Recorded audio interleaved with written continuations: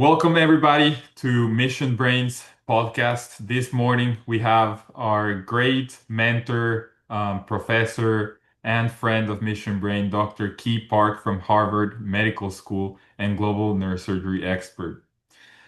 Today, I'm going to have the distinct honor on presenting him and asking him a few questions for our podcast.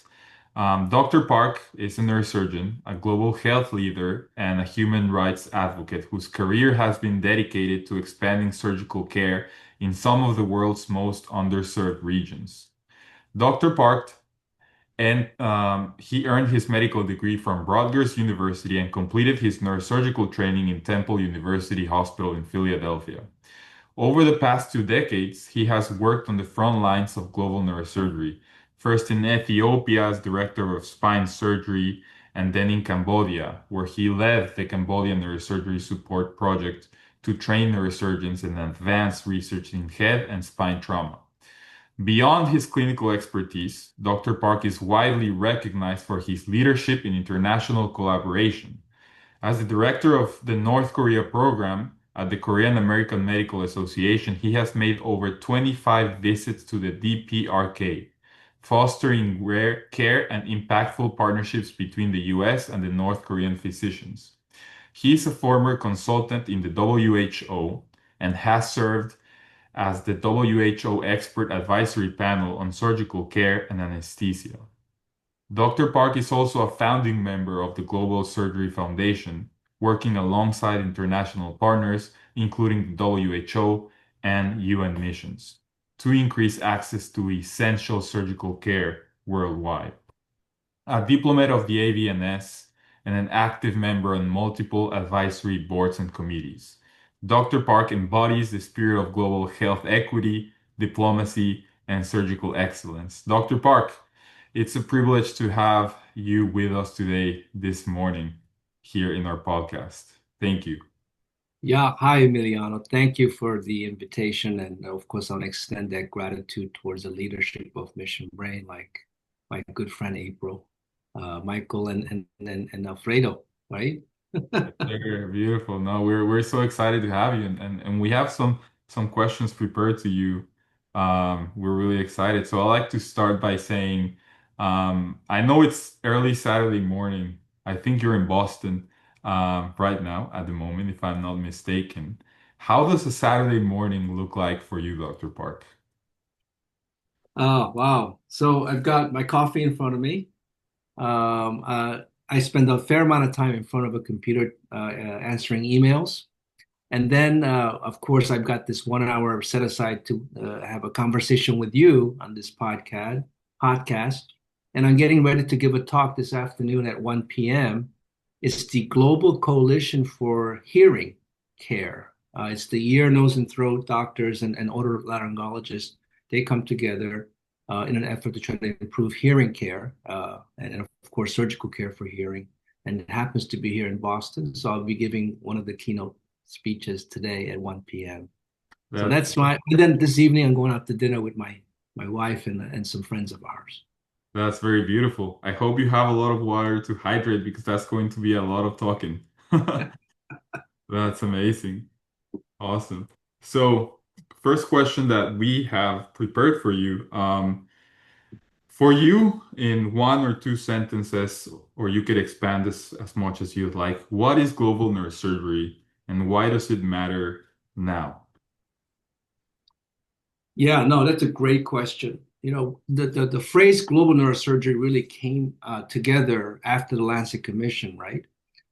Before that, the efforts to improve neurosurgical care in developing countries were things like humanitarian neurosurgery, international neurosurgery, neurosurgical outreach. But once we started using global neurosurgery, it sort of fell in line with the global surgery definition. And one of the first things that we did as the inaugural Global Neurosurgery Committee of the World Federation of Neurosurgical Society, and that was in 2019, is to come up with a unifying definition of global neurosurgery, which is the clinical and the public health practice of neurosurgery with the primary purpose of ensuring timely, affordable, and safe neurosurgical care to all who need it, wherever they may live. So that's the definition we use. And if you ever someone ever asks you, Emiliano, what is global neurosurgery? Please use that definition. It's sticking. We really like it because it adds to what we do as neurosurgeons. There's the whole public health aspects of it, and of course, public health is a very broad, study of a field, prevention, epidemiology, financing, and health systems. So it's adding on to the neurosurgical practice, and it's not for everybody. It's there's people who should be doing vascular neurosurgery, but the people who are doing global neurosurgery, that's the definition we're using. That's really beautiful. And as broad as you mentioned and describe this is, if you could focus in 3 words to describe your current focus in this global neurosurgery, what would these 3 words be and why? 3 words, I'll say one is partnership.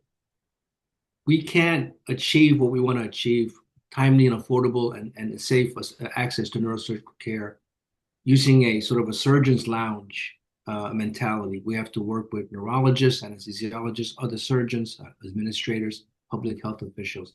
So partnership is one of the key words. The other one would be financing. We think, I'm giving a talk this afternoon, as I mentioned, and I put in there a phrase, financing the neglected stepchild of global surgery. And it's a play on words, right? Because Jim Kim and Paul Farmer said surgical care was a neglected stepchild of global health. And within global surgery, we've been really neglecting the financing because without money, these policies fall flat on their face. Governments can't implement, right? So we need to figure out how to, if we tell a family, go buy a house or provide housing for your family, and say, okay, we want to do that, but how do we finance it? Is there rent subsidies? Are there mortgages, right? And we haven't really spent time in that space. And then the third one is, let's see, how about empathy?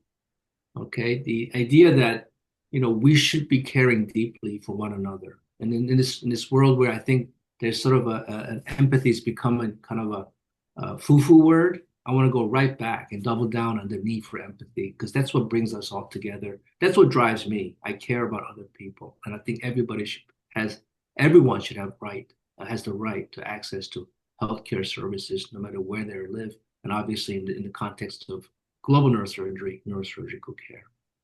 Well, that is really, really inspiring. And I wonder now that you have advanced so much of the field for the world in these countries, for our country here in the United States and for the world, I wonder what pulled you from from the operating room.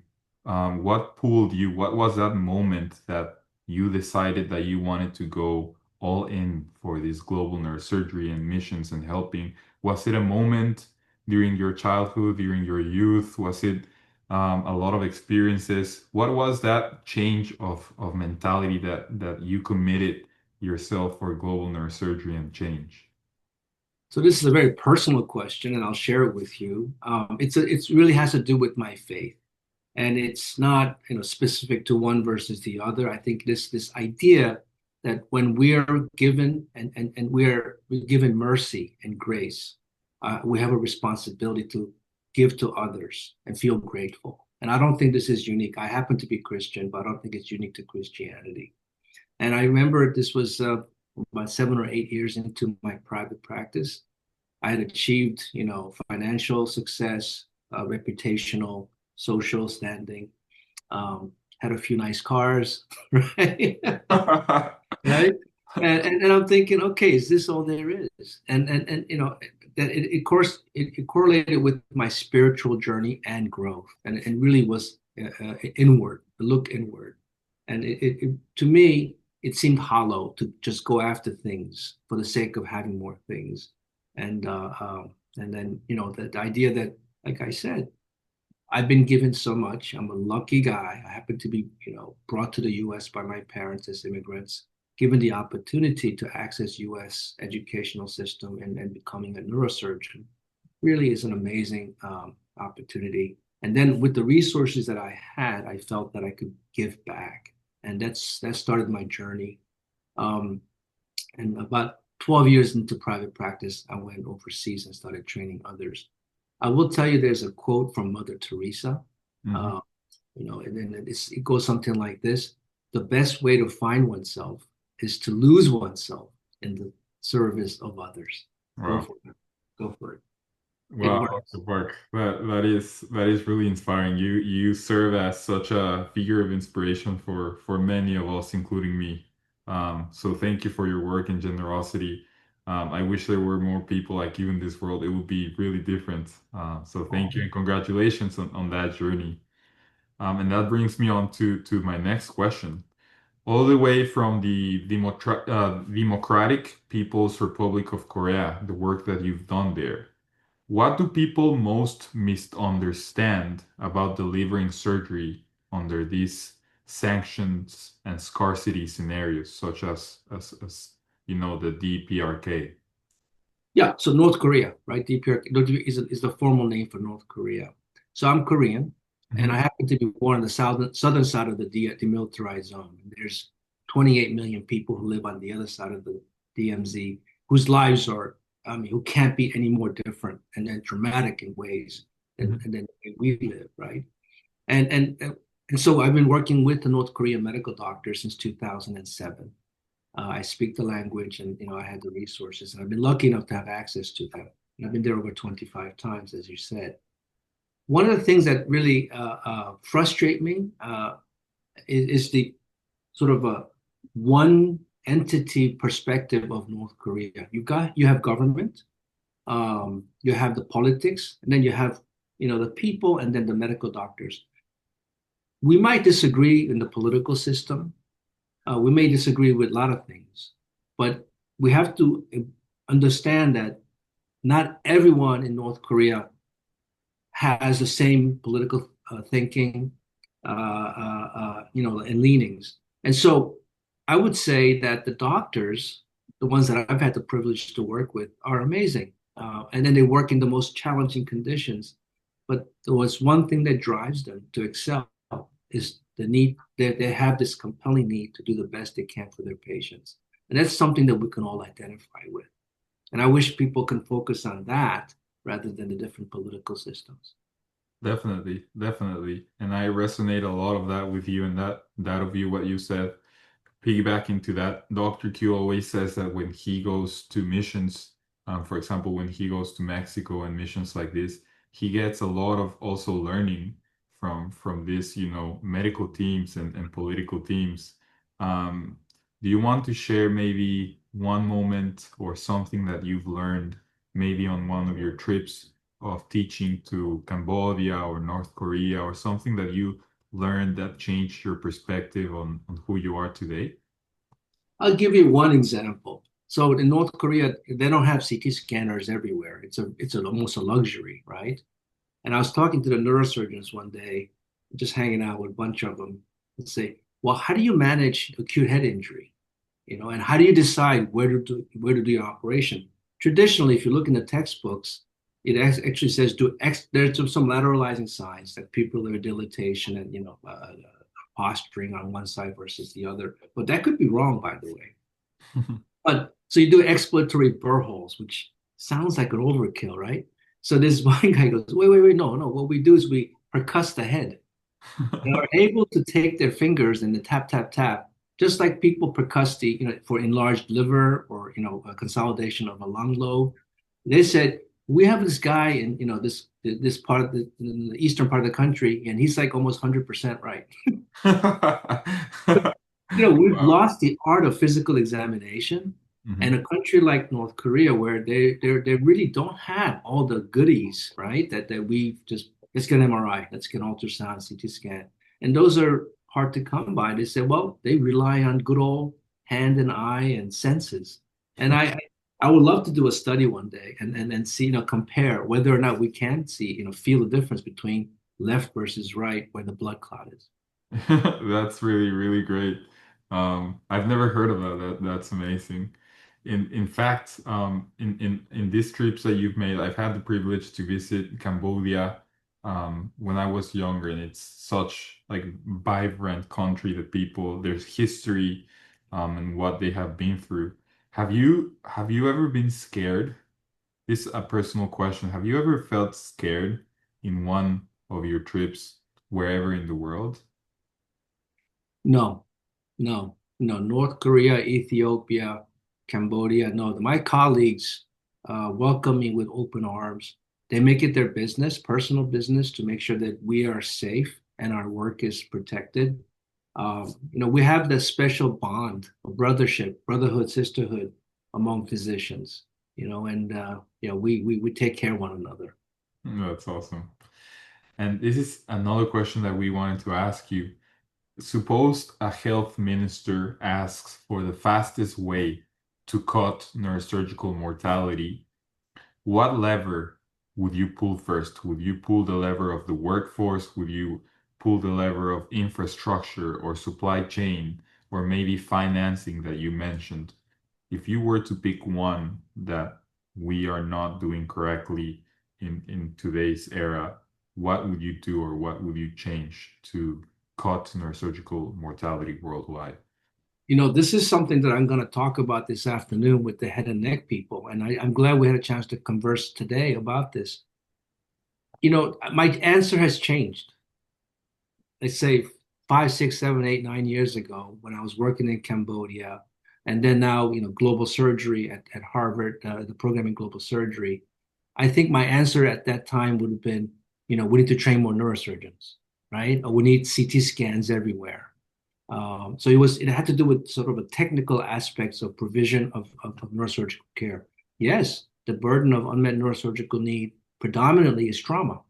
So if you want to save lives, we should make sure that neurotrauma services are available in a timely way.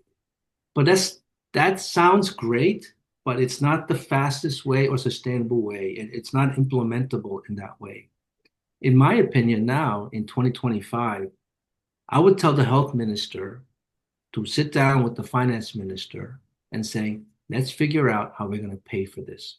And let's make sure that each facility that provides neurotrauma care is reimbursed in a very healthy way, right? So much so that it makes sense for hospital X to say, let's provide neurotrauma services because it's going to generate in this region X amount of dollars. Mhm. And it's guaranteed by the government. So it's sort of a social health insurance scheme. So the lever I'm pushing for is some kind of government sponsored social health insurance scheme where you pool money, right? But then it guarantees payment for, now you specifically said, reducing neurosurgical deaths. Neurotrauma is what we're going to go after. Then you should pay for neurotrauma care, right? So there's reimbursed for any time someone comes in with a head injury, there's a CAT scan that's needed, there's an operation. They get reimbursed for that. It's guaranteed. They will figure out how to get a CT scan installed. They'll figure out how to get surgeons trained and ORs equipped because you start to see that there is a sustainable path that will make it revenue generating. It doesn't have to be profitable, but revenue generating. And that's how we get to sustainable care to reduce neurosurgical mortality. Beautiful. And I think the financing part is always indispensable for movement. If we don't get the missions, if we don't get the people, the infrastructure, everything depends on the financing. So yeah, that is a great point. And talking about it, I've heard from our team. I understand that you're running currently for president for the World Federation of Neurosurgical Societies, and that is amazing. I wanted to ask you what are your reasons for running? If this is not a personal question that you would like to share, we would love to hear about it. No, thanks for asking me that question, Leon. This is important to me because I identify as a neurosurgeon. We do have a global organization that's decades old, long history with relationship with WHO, World Federation of Neurosurgical Societies. And I've been involved with it for decades. The problem is they're in an existential crisis, mainly due to fighting between different groups and disagreements. So much so that it's not able to um, carry out the mission, right? Are they reaching out to the global health community? Are they involved with WHO policy? I mean, they're so like, so right now involved with lawsuits. Where is it going to be the next Congress? Who was the election, correct? I mean, this is crazy, right? So my experience with WFNS, or at least global neurosurgery, is that I was a inaugural chair of the Global Neurosurgery Committee for the first 4 years.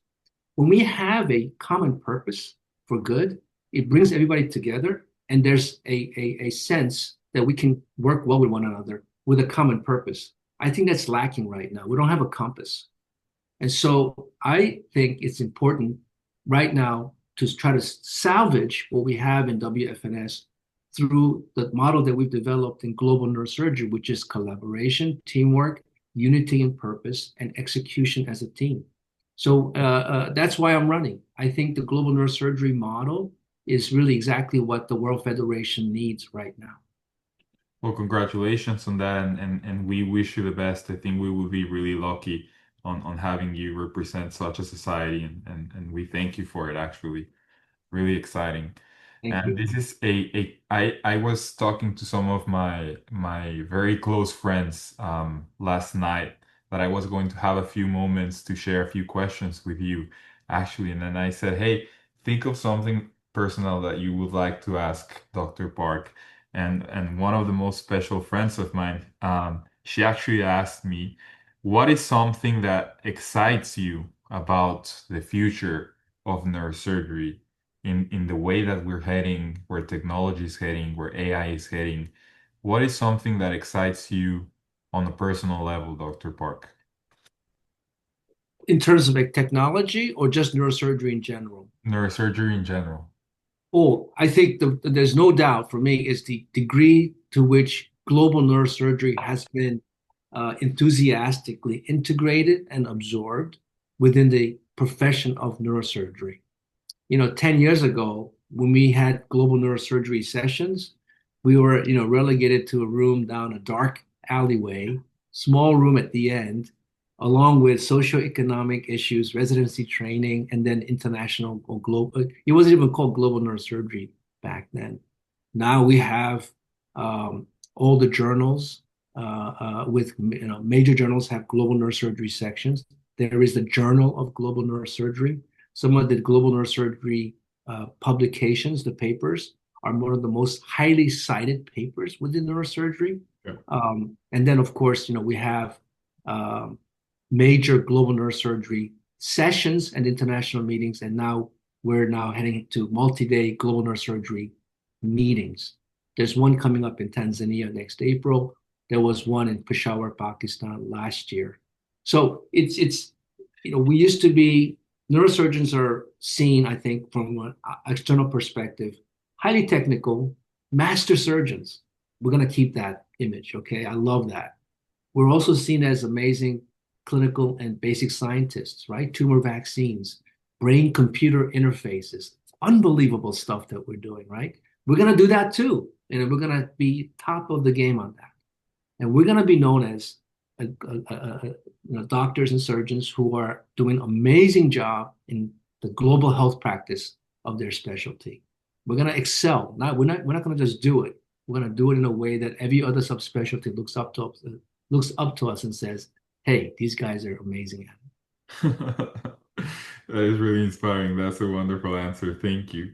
I was walking in by the operating rooms with Dr. Q a week ago, actually, and in terms of our foundation, which you play a key role as well for Mission Brain, um, one of the surgical techs of Dr. Q after the case, she reached out to Dr. Q and she said, "Hey, I would love to go on one of your trips. I would love to help. I want to travel and help, people in need, teach or give." And we have a lot of wonderful donations and people that want to give, but they don't really know how to. And I'm not talking only Mission Brain, they want to help people in need. And this encompass global surgery, global neurosurgery. What would you recommend for us to direct these people to? Where would these people need to reach? Where should they go if they want to make a change, if they want to help? Where should they knock the door to? What do you recommend in that? So I have two parts to the answer. The first part is you don't have to be board certified neurosurgeon to be a player in global neurosurgery. Okay. Remember, there's the clinical and there's the public health practice. You can practice public health without having a MD. You don't have to have board certified neurosurgery training to do that. There's public health training which you can get outside of the traditional model. Sierra Leone, right? This is something Mission Brain has been involved with. It's a big consortium. It's a teamwork. And then when I was the chair of the Global Neurosurgery Committee, we brought together a number of partners, including Mission Brain, at the request of the Ministry of Health of Sierra Leone, saying we need help establishing neurosurgical services. People are dying, and we're able to now have a person who was trained in Morocco, came back, and is now practicing neurosurgery at the government hospital in Freetown, Connaught Hospital. There was a medical student at Harvard who met with me like 8, 9 months ago, Sophia Lee, and she wanted to do something in global health. I said, you should write a story about what's happening in Sierra Leone. So she got a grant, went over there. I think you've probably seen this piece. Yes. No, she wrote this amazing, because she has some journalistic background. She wrote this amazing piece, pitched it to NPR, Goats and Soda. They ran it. It has like over, I don't know, 200,000 reads. It's one of the most popular pieces ever. Someone made a TikTok video out of that. So the point is, we don't, you can be a player and contribute at so many different levels and bring what skills you've got. We'll figure out how to place you somewhere. And so the next question is, how do we get students engaged? Contact people like me, people like Dr. Q, April, and saying, hey, I am doing this. I'm interested in that. How do I help?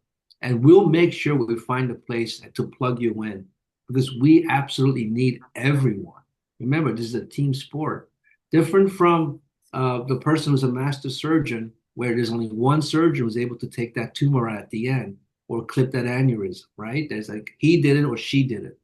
There's no way we can achieve what we want to achieve as an individual. It has to be a team sport. So we bring you all in and plug you in somewhere. But contact some mentors and saying, hey, I want to help.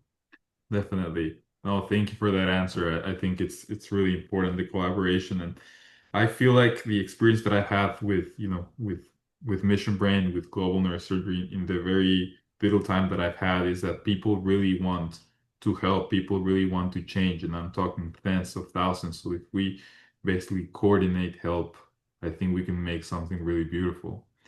Um, Returning a little bit to the financial side, that is basically limiting some parts of the mission of helping others and basically, pushing some others.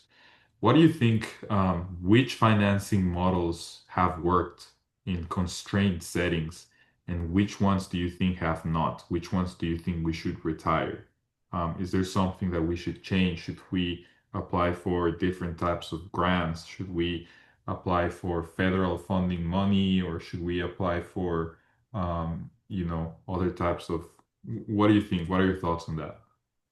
Great question. So traditionally, people who work, let's say, in overseas outreach, we find donors, right? Either Medtronic, so saying, hey, do you have any spine sets, cranial sets, whatever, to try Striker? And then, they might be generous and saying, hey, we'll give you this to take with you. And then either the surgeons pay for their trip out of their own pockets, or they might have a generous donor who says, here's some money, take the team and keep doing the good work. I think there's still a role for that in Emiliano. I don't think we should do away with it, but Mhm. we need to add on to that because if we think that is the only model, then we're really limiting ourselves to the generosities of people. Even foundations are now challenging that model of sort of the ATM, programmatic support thinking, saying this is not sustainable. We need to build things locally. We need to shape economies, markets, create markets. So one of the things that we should be thinking about is how do we combine donor money, the philanthropic money, or public money, it could be from overseas development assistance, with private capital or institutional capital that are seeking commercial rates of return. And there's a third pot of money, which is what we call de-risking money. Hmm. So there's Gates. I'll give you a quick story. There was an effort to create a fund to help invest in things that reduce healthcare disparities, right? So this fund, no one wanted to put any money in because it was such a new concept. But then Gates came in and said, "We will guarantee that you will get maybe I think it was 60% of your money back, even if the whole thing goes bust." Right? So they de-risk the investment. By doing that, they were able to raise, I don't know, $100 million. And they started to invest in things that improved healthcare disparities. I mean, a quick example would be heat stable vaccines, Hmm. right? We don't need heat stable vaccines here in the US because we have a system of transportation of refrigerated or freezer, transportation. Each drugstore has freezers.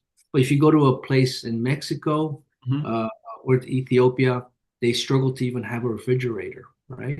But imagine if you have vaccines that can be stored on bookshelves in room temperature and transported over just regular on just regular trucks. That Yes. changes everything in terms of access to these vaccines. So anyway, that's an example of something that will improve healthcare disparity.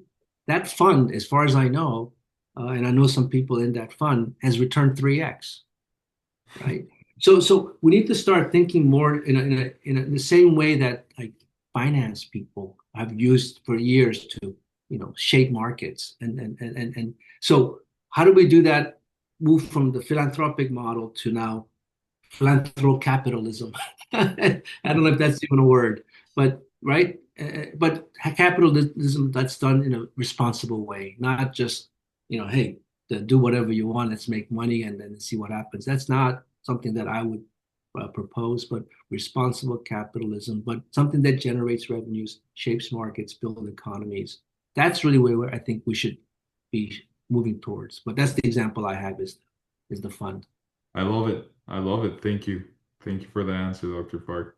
And something that we like to ask in our group always is what lesson from failure has shaped your path that you'd like to share with us in your career? Well, I'm going to be philosophic about it because it's not a specific failure because we've failed so many times.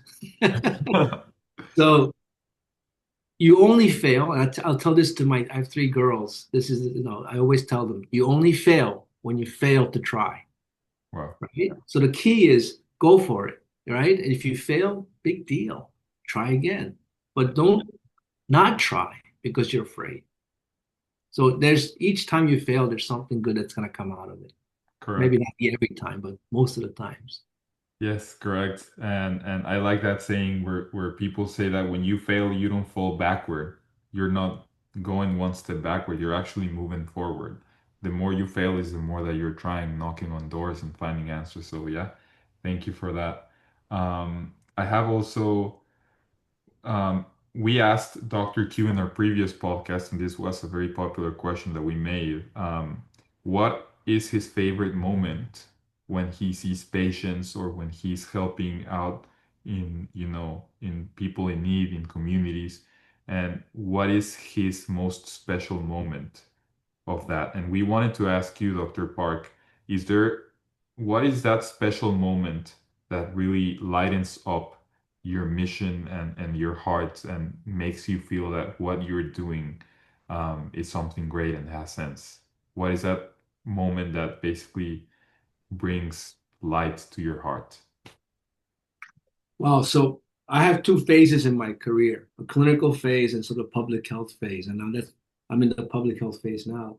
And within the clinical, period, there are a number of times, and then, as a clinician, the fact that we're able to heal people with our own hands, that's an incredible privilege.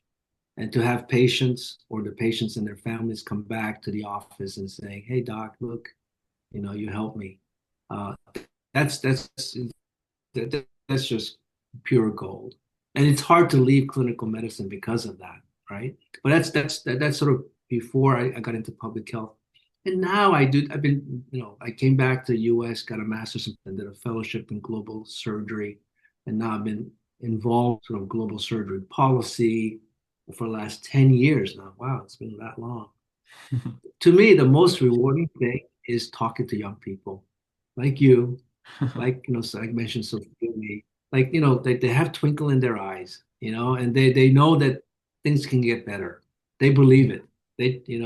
I'm like, I'm at my age. I'm like, what can I do? But the most important thing is being able to make that connection with the next generation and saying, you guys can do it. It's possible. And not only is it possible, you have to do it. You have to do it. And we connect at that level. That to me is priceless. Yes, sir. I think that is priceless. Thank you for that. That is really wonderful. We wanted to ask you on a more technical aspect. Once that, let's say that you get a CT scan or an MRI machine, I don't know, in Cambodia or somewhere like that, how can how can these, teams um keep the machine running? How can they procure and give maintenance and keep it on time for these machines? Are these machines taken care by the people that donated them? Are they taken care by by the teams where they are received? Because we know that these are very important clinical machines, but they're also extremely expensive. Um, in history, through your experience, what happens with this equipment that gets donated? Um, what are your thoughts on that? Another great question, and I think it's the question that's the problem. We're asking the wrong question. The Hmm. question should be, how do we design a machine that will work better in those settings, and how do we make that profitable, revenue generating, right? That to me is more interesting question because when you said, hey, how do we keep these expensive machines running and breaking down and making sure it's fixed? That assumes that the only machines available are the ones that are are marketed at high income countries. And there's a reason for that, right? Philips, Siemens, and GE, that's where the market is. This is where the big bucks are. So they try to go one up on another and build more and more sophisticated machines. Listen, we can't put a Ferrari in a streets of Cambodia. It will break down and you'll get dented. There's a reason why Toyota Camrys are the most valuable cars in places like Africa and Cambodia. They actually fetch a higher price than BMWs, right? Great, Not, bro. yeah, not because they're higher performance, right? But they're much more reliable and suitable, and then they can make them run longer. Uh, Correct. so yeah, the question I think has to be re-examined, and we're saying, so yeah, that's my answer. I love it. Well, thank you very much. Um, Moving forward, we have to close it up. We have a rapid fire question that we have listed for you. The idea of the podcast is we throw in a few questions that you may answer in a few sentences or in one word based on your preference. I think Dr. Park. Oh, I think my screen froze there for a little bit. I was just explaining that these are rapid fire questions. You're supposed to answer in one word, one sentence, or you can take a moment to think about it, but answer as fast as you can and as short as you can. That way we can close this episode and we thank you for your time, Dr. Park. Is that okay with you? All right, let's try, see what happens. Okay. The first question is, give us one word for global neurosurgery. Collaboration. Advice for people watching and listening who wants to help the mission and the goals of global neurosurgery today. Contact a senior person. Okay. What is the worst advice you have ever received? Worst advice? Wow, I don't know about that. Worst advice. Uh, oh, well, I think, I don't know if it's advice, but it was focusing on just how to teach operating skills. I think if you just do that, that's a huge mistake. You got to teach the professionalism aspects of it, before and after, how to handle mistakes, all that stuff. Just teaching the technical aspect of surgical care is a big mistake. Beautiful. What is the best advice you have ever received? Be useful. Alrighty. And our last question is, what is something that you would like to tell our listeners so that we can inspire everyone to keep moving forward in their mission and help others in care and in advice, in giving others from more time? What is that piece of advice that you would give the younger generations or anybody that's listening to our podcast? Keep hope alive. That is really wonderful. Well, thank you, Dr. Park. I don't know if you have any questions for us. I don't know if you have any comments, anything else that you'd like to add. If not, we thank you so much for your time and everybody's time for listening and joining us this morning. Um, Emiliano, I enjoyed the conversation. Thank you for doing this, and looking forward to further conversations with you. yes, sir. Well, we thank you so much for your time, Dr. Park, and we wish you the best in the future endeavors. We'll keep knocking the door to you, and I hope you have a great day. Thank you. Thanks.